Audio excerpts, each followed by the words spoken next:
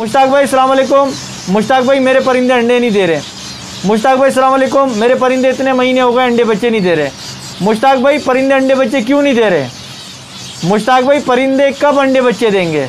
मुश्ताक भाई परिंदों को क्या दूं कि वो अंडे बच्चे दे दें? यार मुझे ना सर बताते हैं ना पाँव बताते हैं, बस इसी तरह लग जाते हैं। यानी कि इसकी मिसाल ऐसी है कि मैं बोलूँ आलू और आप बोलो प्याज और इसी बहस में लग जाए। फ़र्ज़ करें मेरा एक फैमिली डॉक्टर है, मैं उसको फ़ोन मिलाता हूँ, वो मेरी कॉल उठाता है और मैं कहता हूँ अस्सलाम वालेकुम डॉक्टर साहब, वो कहेगा वालेकुम सलाम। मैं बोलूँ डॉक्टर साहब बीमार हूँ, बुखार हो रहा है, बहुत सख्त बुखार है, कोई दवाई बता दो। तो आप क्या समझते हो मुझे दवाई दे देगा? अस्सलाम वालेकुम दोस्तों, मैं हूँ मुश्ताक खटक, आप देख रहे हैं मेरे YouTube channel Mushtaq birds academy. तो दोस्तों ये देखते ही आपको मज़ा आ गया होगा, दिल खुश हो गया होगा और आपको पता होगा ये वीडियो बहुत अच्छी होने वाली है, तो इसलिए देर किए बगैर वीडियो को पहले लाइक कर दें। तो दोस्तों लाइक कर लिया, झूठ नहीं बोलना। चलो आगे बढ़ते हैं यार। तो दोस्तों ये वीडियो मैं इसलिए बना रहा हूँ कि मेरे पास सबसे ज़्यादा सवालात क्या आते हैं पता है? तो दोस्तों जो सबसे ज़्यादा वॉइस मैसेज आते हैं वो इस तरह से आते हैं, मुश्ताक भाई अस्सलाम वालेकुम। मुश्ताक भाई मेरे परिंदे अंडे नहीं दे रहे। मुश्ताक भाई अस्सलाम वालेकुम। मेरे परिंदे इतने महीने हो गए अंडे बच्चे नहीं दे रहे। मुश्ताक भाई परिंदे अंडे बच्चे क्यों नहीं दे रहे? मुश्ताक भाई परिंदे कब अंडे बच्चे देंगे? मुश्ताक भाई परिंदों को क्या दूं कि वो अंडे बच्चे दे दें? यार मुझे ना सर बताते हैं ना पाँव बताते हैं, बस इसी तरह लग जाते हैं। यानी कि इसकी मिसाल ऐसी है कि मैं बोलूँ आलू और आप बोलो प्याज और इसी बहस में लग जाए। मैं उन्हें कहता हूँ कि भाई ये वाला सवाल ना लिख के समझ आ सकता है ना वॉइस मैसेज में समझ आ सकता है। इसकी मिसाल इस तरह से है कि फॉर एग्ज़ाम्पल फ़र्ज़ करें मेरा एक फैमिली डॉक्टर है, मैं उसको फ़ोन मिलाता हूँ, वो मेरी कॉल उठाता है और मैं कहता हूँ अस्सलाम वालेकुम डॉक्टर साहब, वो कहेगा वालेकुम सलाम। मैं बोलूँ डॉक्टर साहब बीमार हूँ, बुखार हो रहा है, बहुत सख्त बुखार है, कोई दवाई बता दो। तो आप क्या समझते हो मुझे दवाई दे देगा? वो नहीं देगा, वो मुझसे चीज़ें पूछेगा। क्योंकि देखें बुखार किसी भी इन्फेक्शन को ज़ाहिर करता है, किसी अंदर की तकलीफ़ को ज़ाहिर करता है बुखार। वो मुझसे क्रॉस क्वेश्चनिंग करेगा, गला ख़राब है नहीं है, कोई ज़ख़म तो नहीं लगा, कोई चोट तो नहीं है, किसी दर्द की तकलीफ़ से तो बुखार नहीं चढ़ गया। वो अपने अपने हिसाब से पकड़ने की कोशिश करेगा कि मैं रूट कॉज तक जाऊं, बुनियादी वजह तक जाऊं जहां से ये मसला हो रहा है। अब इसी तरह यही चीज़ें देखें, मैं डॉक्टर नहीं हूं, मैंने आपको डॉक्टर की एक मिसाल दी कि वो मुझसे भी क्रॉस क्वेश्चन करेगा, लेकिन मुझे थोड़ा सा समझने के लिए कि मैं अपने तजुर्बे की रोशनी में कुछ बता सकूं, तो मुझे भी पता होना चाहिए कि आपने क्या चीज़ रखी है, कितनी क्वांटिटी में रखी है, किस नस्ल की रखी है, मेल फीमेल पूरे हैं नहीं हैं, एज उनकी ब्रीडिंग की पूरी है नहीं है, उनको प्रॉपर माहौल उनके मुताबिक दिया गया है या नहीं दिया गया, उनकी खातिर तवाज़ा खुराक की गई या नहीं की गई, क्या ये उनका ब्रीडिंग सीज़न है या नहीं है, क्या उनको आपकी रखी हुई जगह पे कोई ख़तरात तो नहीं है, कहीं बच्चे तंग तो नहीं करते, कहीं जनरेटर तो नहीं चलता, कहीं मोटरसाइकिल तो स्टार्ट नहीं होता, कहीं कोई तेज़ स्मेल तो नहीं आती, कहीं किसी चीज़ का धुआं तो नहीं आता, कहीं कौवे चीले तो नहीं आती, बिल्लियाँ तो नहीं आती, चूहे तो नहीं आते जो इनको डराते हैं। इस तरह की लातादाद चीज़ें होती हैं जो परिंदे को डर में मुब्तला करती हैं। परिंदा ब्रीडिंग रोक लेता है, उसका हो सकता है सीज़न ना हो सकता है उसकी उम्र पूरी ना हो सकता है कि भाई वो जेंडर मेल हो या फीमेल हो, आप इंतज़ार कर कर के थक जाओगे। इस तरह भी होता है कि कैल्शियम की कमी हो जाती है, वो बर्ड अंडा देता है लेकिन वो अंडा खुद खा जाता है और आप नेस्ट बॉक्स में झांकते हो खाली मिलता है। देखें एक चीज़ तो हमें तय कर लेनी चाहिए कि एक जिस्म है, चाहे वो किसी का भी जानदार जिस्म हो, हर जानदार का एक अमल है, एक तरीक़ेकार है, उसने किस एज में क्या करना है, किस एज में क्या चीज़ें होंगी। तो एक जानदार है जिसका प्रोसेस कुदरत की तरफ से है कि उसने अंडे भी देने, बच्चे भी देने, तो वो दे के रहेगा। उसमें जो रुकावटें बनती हैं वो आपकी और मेरी वजह से बनती हैं। अब एक मिसाल मैं आपको देता हूँ। एक भाई ने मुझे मैसेज किया कि भाई मेरे परिंदे रखे हुए मेल फीमेल कंफर्म है। उसकी बातों से मुझे अंदाज़ा हो गया था कि वो जानकारी रखता है इनके बारे में, फिर भी परेशान है। तो मैंने उसको अलाउ किया क्योंकि उसके वैलिड क्वेश्चन थे और परेशान था। मैंने उसे अलाउ किया, ठीक है भाई आप मुझे एक छोटा सा क्लिप भेज दें। देखिए मैं वीडियो एक्सेप्ट नहीं करता क्योंकि हर बंदा वीडियो भेजता रहेगा, कोई अपना सेटअप दिखाएगा, कोई मुझे पता नहीं कौन सी वीडियो दिखा देगा टिकटॉक की, इधर उधर की, ये वो, तो इसलिए मैं एक्सेप्ट नहीं करता। जिसकी क्यूरी मुझे लगती है जानदार क्यूरी है, परेशान है, उसकी मैं एक्सेप्ट कर लेता हूँ। मैंने उस भाई की वीडियो को एक्सेप्ट करी। वीडियो एक्सेप्ट करने के बाद जब मैंने देखा तो उसने एक 2x2 का जो केज होता है छोटा सा, वो ज़मीन पे रखा हुआ था मास्टर केज के अंदर। तो मैंने कहा यार ये पिंजरा तुमने नीचे क्यों रखा है?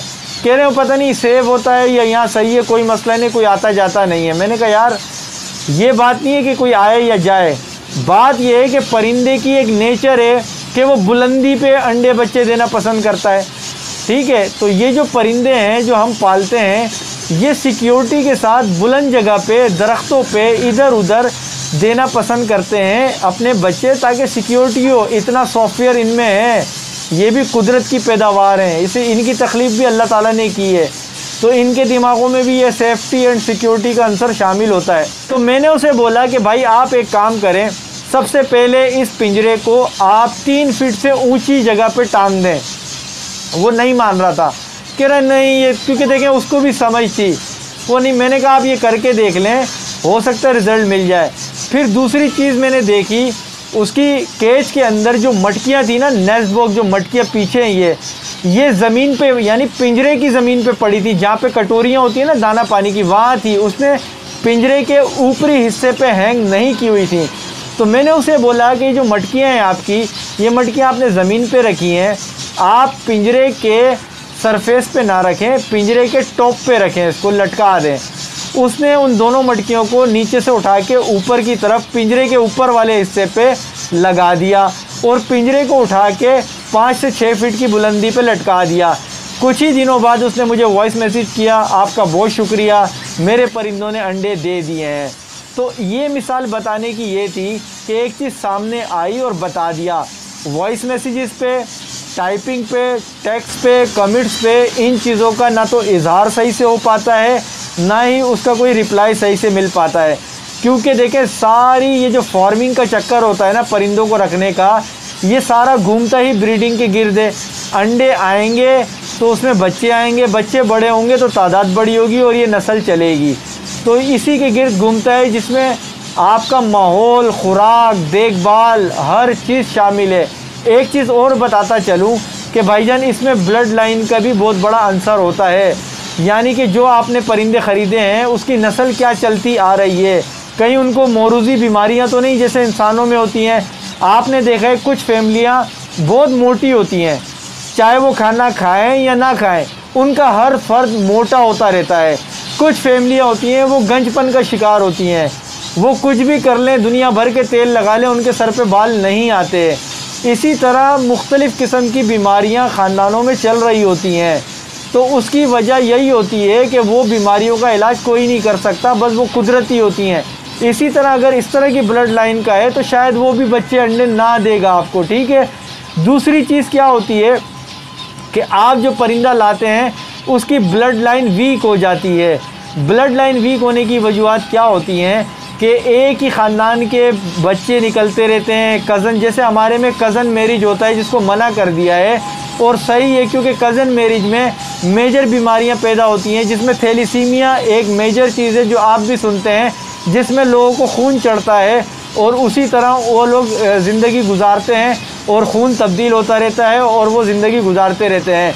ये कज़न मैरिज की वजह से होता है। इसी तरह ये परिंदे भी अपने पेरेंट्स के साथ, बहन भाई, कज़न, जो भी एक ही जगह पे एक दूसरे के साथ ये पेयर बनाते रहते हैं, अंडे बच्चे देते रहते हैं, तो इससे ब्लड लाइन वीक होती रहती है और आने वाले बच्चे कंडम निकलते हैं, यानी कि उनमें सलाहियतें नहीं होती, बहुत सी चीज़ें उनमें होती हैं, माजूरियाँ होती हैं, वो भी ये चीज़ें नहीं देते। तो इसीलिए ब्लड लाइन को भी क्रॉस किया करें, यानी कि अपने उस पर एक अलग ही वीडियो बना देंगे, बहुत लंबी हो जाएगी वीडियो। तो ये सारी वजूहत होती हैं। माइट्स का मैंने वीडियो बनाई हुई है, माइट्स की वजह से भी परिंदे अंडों पे नहीं बैठते हैं, उड़ जाते हैं, फिर लोग कहते हैं अंडे तो दे रहे हैं, बच्चे नहीं दे रहे। तो इसी तरह मेरी वो वीडियो देखें। यहाँ मैं सिर्फ इसी पॉइंट को हाईलाइट करना चाह रहा था कि आप मुझसे वॉइस मैसेज पे, कमेंट्स में, टेक्स्ट मैसेज पे पूछते हैं, ये सवाल ऐसा नहीं है। अब इसका सलूशन क्या होगा, कैसे होगा, वो मैं आपको बता देता हूँ कि आप अपने एरिए में ऐसा एक्सपर्ट ढूंढें जिसके पास वही परिंदे हों जो आपके पास हैं और वो उस पर एक्सपर्टीज़ रखता हो, महारत रखता हो। उसे अपने केज का, अपनी कॉलोनी का विज़िट कराएं, वो जब अपनी उस जगह पे जाकर देखेगा तो बहुत सी चीज़ें आइडेंटिफाई हो जाएंगी, हाईलाइट कर सकेगा, वो आपको बेहतर मशवरा वहाँ से मिल सकेगा। ठीक है भाई, बाकी तो यही चीज़ें होती है जो मैं आपको बताता रहता हूँ। इसके बाद भी अगर कोई चीज़ होती है तो थोड़ा सा आपने ही उसमें घुसना है, सीखना है। हमेशा किसी पे डिपेंडेंट ना रहें, खुद घुसें, जज करें, एनालिसिस करें, आपको समझ आती रहेगी, सीखते रहेंगे, आपको फॉल्ट पता चलता रहेगा। उम्मीद करता हूँ वीडियो पसंद आई है। लाइक करें, शेयर करें, मेरे चैनल पे नए हैं तो चैनल सब्सक्राइब करें। बेल आइकन का एक बटन विजिबल होगा, उस बटन को दबाएं, फिर ऑल नोटिफिकेशन को दबाएं ताकि हर वीडियो का नोटिफिकेशन आपको मिले। मिलेंगे नई वीडियो में नए टॉपिक के साथ, तब तक के लिए अल्लाह हाफिज़।